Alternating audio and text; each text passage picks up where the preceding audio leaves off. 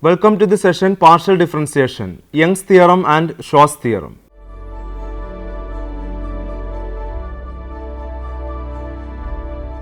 Partial derivative. We are familiar with functions of several variables.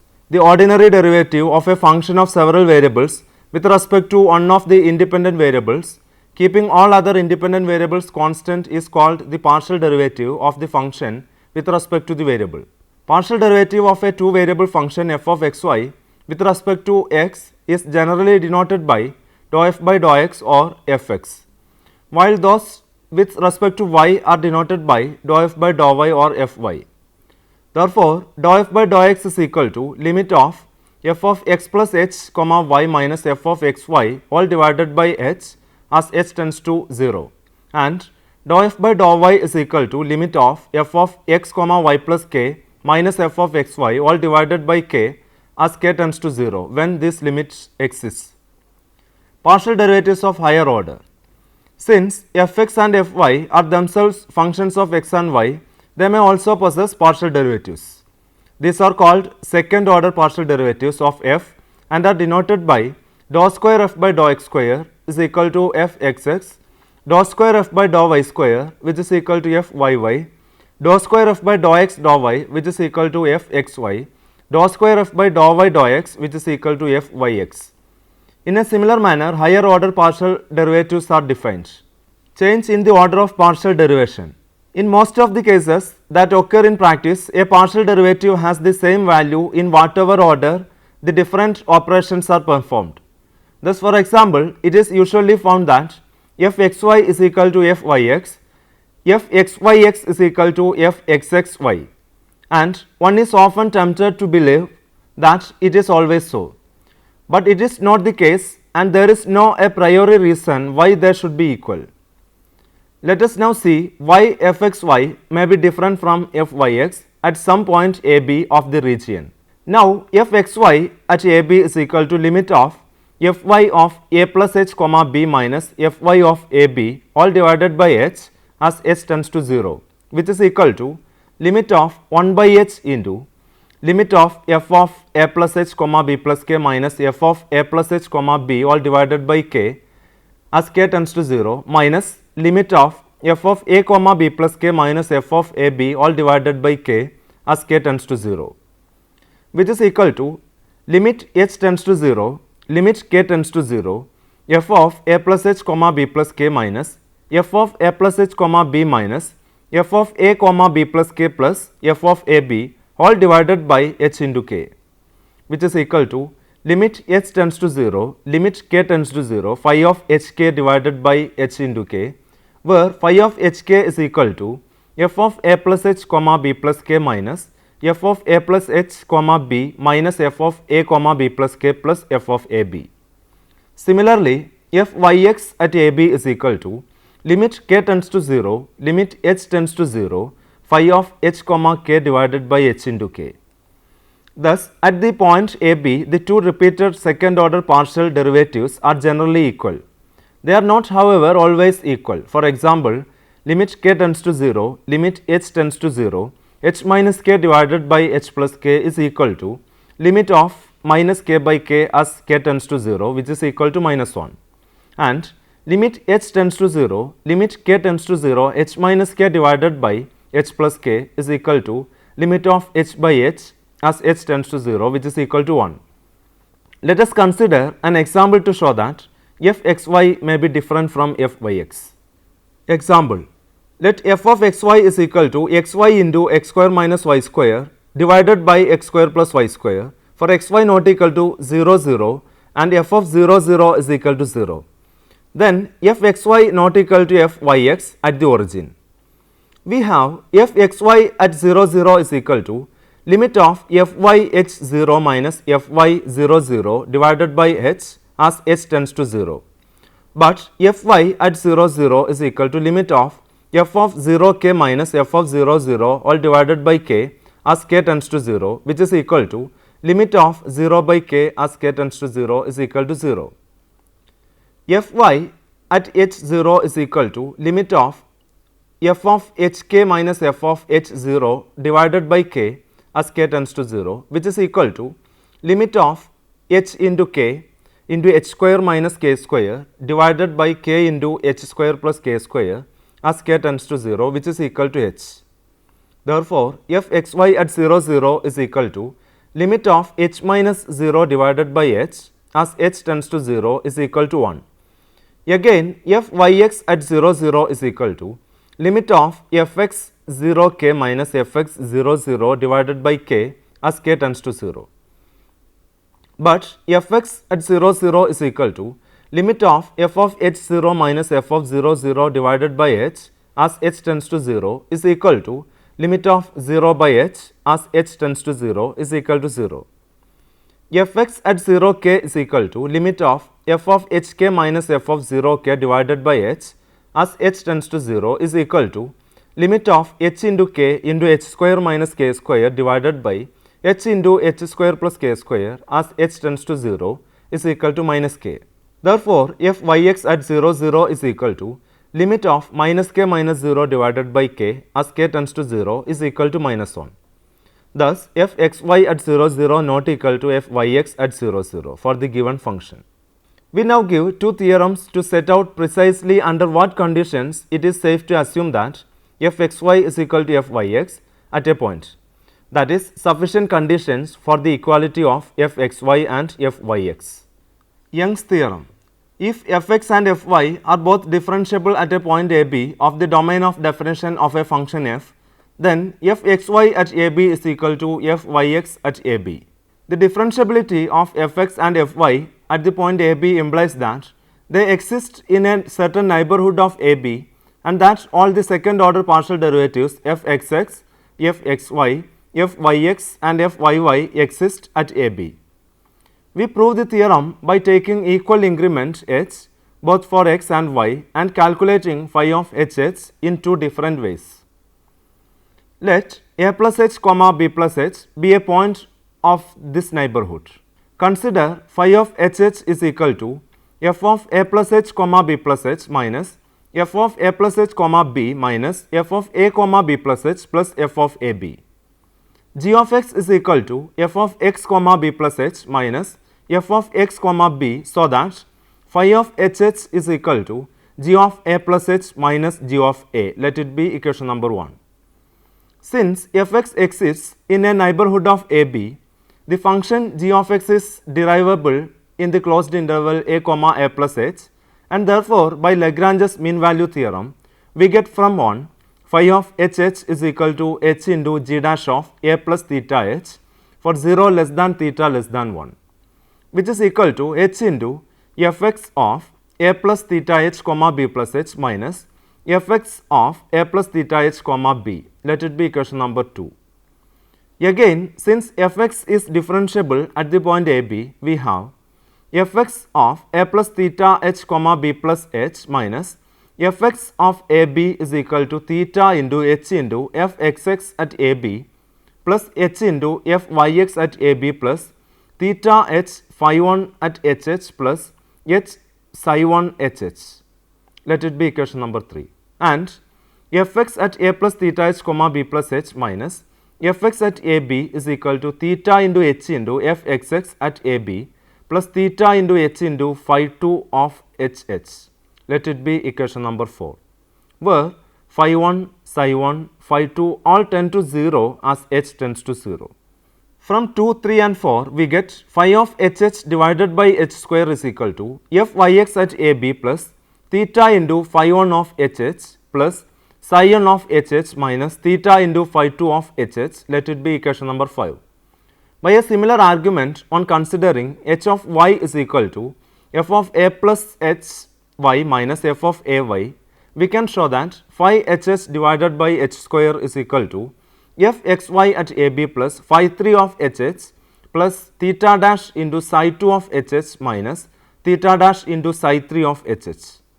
Let it be equation number 6, where phi 3, psi 2, psi 3 all tend to 0 as h tends to 0.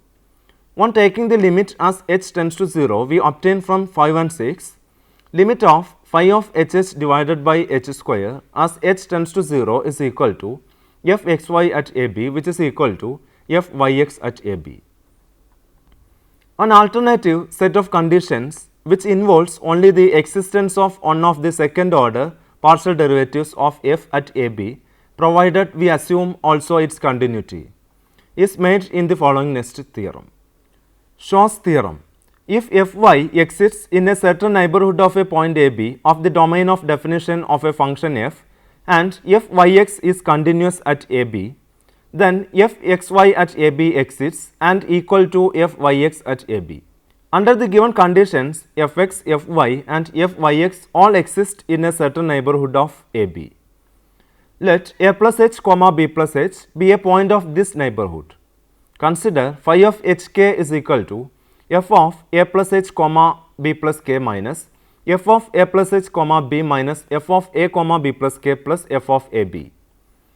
G of h is equal to f of x comma b plus k minus f of x comma b, so that phi of hk is equal to g of a plus h minus g of a. Let it be equation number 1. Since fx exists in a neighborhood of ab, the function g of x is derivable in the closed interval a comma a plus h, and therefore by Lagrange's mean value theorem we get from 1 phi of hk is equal to h into g dash of a plus theta h for 0 less than theta less than 1, which is equal to h into fx of a plus theta h comma b plus k minus fx of a plus theta h comma b. Let it be equation number 2. Again, since fyx exists in a neighborhood of ab, the function fx is derivable with respect to y in the closed interval b comma b plus k, and therefore by Lagrange's mean value theorem we get from 2 phi of hk is equal to hk into fyx of a plus theta h comma b plus theta dash k for 0 less than theta dash less than 1, or 1 by h into f of a plus h comma b plus k minus f of a plus h comma b all divided by k minus f of a comma b plus k minus f of a b all divided by k, which is equal to fyx of a plus theta h comma b plus theta dash k. Proceeding to limits when k tends to 0, since fy and fyx exist in a neighborhood of ab, we get fy of a plus h comma b minus fy of ab all divided by h is equal to limit of fyx of a plus theta h comma b plus theta dash k as k tends to 0. Again, taking limits as h tends to 0, since fyx is continuous at ab, we get fxy at ab is equal to limit h tends to 0, limit k tends to 0, fyx of a plus theta h comma b plus theta dash k is equal to fyx at ab. Note 1.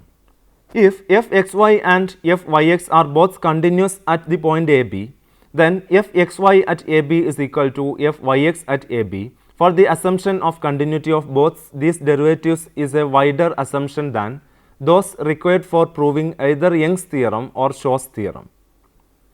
Note 2. If the conditions of Young's or Shaw's theorem are satisfied, then fxy is equal to fyx at a point ab. But if the conditions are not satisfied, we cannot draw any conclusion regarding the equality of fxy and fyx. They may or may not be equal. Thus, the conditions are sufficient but not necessary. Example: show that for the function f of xy is equal to x square y square divided by x square plus y square for xy not equal to 0 0 and 0 for xy equal to 0 0. Fxy at 0 0 is equal to fyy at 0 0, even though the conditions of Young's theorem also of Shaw's theorem are not satisfied.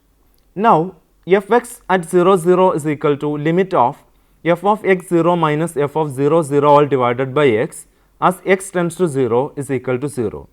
Similarly, fy at 0 0 is equal to 0. Also, for xy not equal to 0 0, fx at xy is equal to x square plus y square into 2xy square minus x square y square into 2x all divided by x square plus y square the whole square, which is equal to 2x y raised to 4 divided by x square plus y square the whole square. Fy at xy is equal to 2x raised to 4y divided by x square plus y square whole square. Again, fyx at 0 0 is equal to limit of fx of 0 y minus fx of 0 0 all divided by y as y tends to 0 is equal to 0, and fxy at 0, 0 is equal to 0, so that fxy at 0, 0 is equal to fyx at 0, 0. For xy not equal to 0, 0, we have fyx at xy is equal to x square plus y square whole square into 8x y cube minus 4y into x square plus y square into 2x y raised to 4 all divided by x square plus y square all raised to 4, which is equal to 8x cube y cube divided by x square plus y square raised to 3.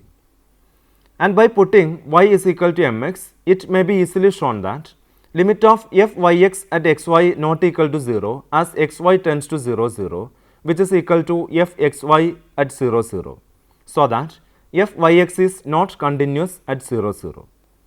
That is, the conditions of Shaw's theorem are not satisfied. Let us now show that the conditions of Young's theorem are also not satisfied. Now, fxx at 0, 0 is equal to limit of fx of x 0 minus fx of 0, 0 all divided by x as x tends to 0 is equal to 0. Also, fx is differentiable at 0, 0 if fx of hk minus fx of 0, 0 is equal to fxx of 0, 0 into h plus fyx of 0, 0 into k plus h phi plus k psi, or 2h k raised to 4 divided by h square plus k square whole square is equal to h phi plus k psi, where phi psi tends to 0 as hk tends to 0, 0. Putting h is equal to r cos theta and k is equal to r sin theta and dividing by r, we get 2 cos theta into sin raised to 4 theta is equal to cos theta into phi plus sin theta phi, and hk tends to 0, 0 is same thing as r tends to 0 and theta is arbitrary. Thus, proceeding to limits, we get 2 cos theta into sin raised to 4 theta is equal to 0, which is impossible for arbitrary theta, which implies fx is not differentiable at 0, 0. Similarly, it may be shown that fy is not differentiable at 0, 0. Thus, the conditions of Young's theorem are also not satisfied, but as shown above, fxy at 0, 0 is equal to fyx at 0, 0. Differentials of higher order. Let z is equal to f of xy be a function of two independent variables x and y defined in a domain D, and let it be differentiable at a point xy of the domain. The first differential of z at the point xy denoted by dz is given by dz is equal to dou z by dou x into dx plus dou z by dou y into dy. If dx and dy are regarded as constants, and if dou z by dou x and dou z by dou y are differentiable at xy, then dz is a function of x and y and is itself differentiable at xy. The differential of dz, called the second differential of z, is denoted by d square z and is calculated in the same way as the first. Therefore, d square z is equal to d of dz, which is equal to d of dou z by dou x into dx plus d of dou z by dou y into dy. Replacing z by dou x and dou z by dou y, we get d of dou z by dou x is equal to dou square z by dou x square into dx plus dou square z by dou y dou x into dy. d of dou z by dou y is equal to dou square z by dou x dou y into dx plus dou square z by dou y square into dy. Also, by Young's theorem, since dou z by dou x and dou z by dou y are differentiable, we have dou square z by dou x dou y is equal to dou square z by dou y dou x. Therefore, d square z is equal to dou square z by dou x square into dx square plus 2 times dou square z by dou x dou y into dx dy plus dou square z by dou y square into dy square, where of course dx square is equal to dx into dx, which is equal to dx whole square, and dy square is equal to dy whole square. In notation, it may be written as d square z is equal to dou by dou x of dx plus dou by dou y of dy whole square of z. Again, d square z is differentiable at xy if all the second order partial derivatives dou square z by dou x square, dou square z by dou x dou y, dou square z by dou y square are differentiable at the point xy. This condition is also ensures the legitimacy of inverting the order of the partial derivatives with respect to x and with respect to y. And so, d cube z is equal to dou cube z by dou x cube into dx cube plus 3 times dou cube z by dou x square dou y into dx square dy plus 3 times dou cube z by dou x dou y square into dx dy square plus dou cube z by dou y cube into dy cube. That is, d cube z is equal to dou by dou x of dx plus dou by dou y of dy all raised to 3 of z. Proceeding in this manner, we can define successive differentials d raised to 4z, d raised to 5z, etc.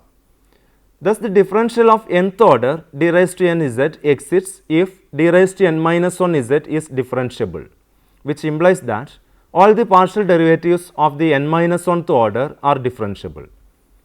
This condition also ensures the legitimacy of inverting the order of the partial derivatives with respect to x and with respect to y in the partial derivatives of order n. Thus, it may be shown that by mathematical induction that d raised to n z is equal to dou by dou x of dx plus dou by dou y of dy all raised to n of z. In the above discussion, x and y are independent variables, and so dx and dy may be treated as constants. The reason for this being so is that the differentials of independent variables are the arbitrary increments of these variables. Dx is equal to delta x and dy is equal to delta y. The differential dz sometimes referred to as the total differential. Let me summarize the major points of this session. The ordinary derivative of a function of several variables with respect to one of the independent variables, keeping all other independent variables constant, is called the partial derivative of the function with respect to the variable. Young's theorem states that if fx and fy are both differentiable at a point a b of the domain of definition of a function f, then fxy at a b is equal to fyx at a b.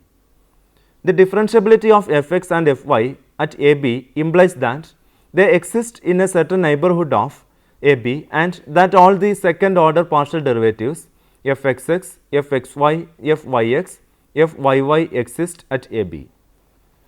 Shaw's theorem states that if fy exists in a certain neighborhood of a point a b of the domain of definition of a function f and fyx is continuous at the point a b, then fxy at a b exists and equal to fyx at a b.